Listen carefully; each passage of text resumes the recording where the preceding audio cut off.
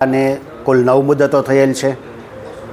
જે આરોપીઓએ એડવોકેટ રોકેલ નથી તેવા આરોપીઓને નામદાર સેશન્સ અદાલત દ્વારા હર વખતે એડવોકેટ રોકવા માટે ટકોર કરવામાં આવે છે।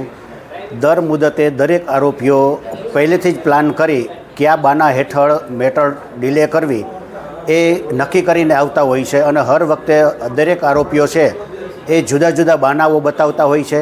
જેમાં કોઈ આરોપીઓ એવું કહેશે કે અમે નેક્સ્ટ મુદતના વકીલ રોકી લેશું અને કોઈ આરોપી એવું કહેશે કે રાજકોટ બાર એસોસિએશન દ્વારા ઠરાવ કરવામાં આવેલ હોવાના કારણે અમારે એડવોકેટ રોકવામાં તકલીફ પડે છે, બહારના એડવોકેટ અમે હાયર કરી શકીએ એમ નથી।